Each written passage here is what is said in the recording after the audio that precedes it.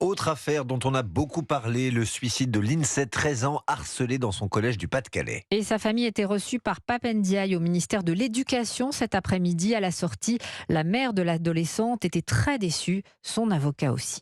Pour moi, ça me semble insuffisant.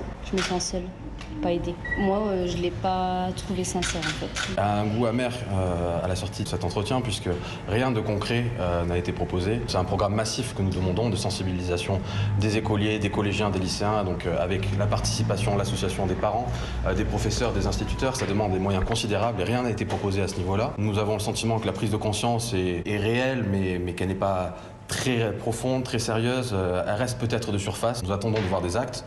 Et puis le deuxième élément important que moi j'ai trouvé effrayant, c'est l'aveu d'impuissance du ministre lui-même, de l'État français vis-à-vis des réseaux sociaux, qui nous a expliqué noir sur blanc que la France aujourd'hui était totalement incapable de résorber ce déchaînement de haine et de violence sur les réseaux sociaux, sur Instagram, sur Facebook, sur TikTok. La mère de Lindsay et son avocat maître Debuisson au micro Europe 1 de Clément Barguin. Un harcèlement scolaire et un suicide en janvier dernier. Lucas, 13 ans, avait mis fin à ses jours à Golbet en Lorraine. Le tribunal pour enfants d'Épinal condamne 4 collégiens, 2 garçons et 2 filles, uniquement pour harcèlement scolaire. En revanche, la justice considère qu'il n'y a pas de lien de causalité avec le suicide de Lucas.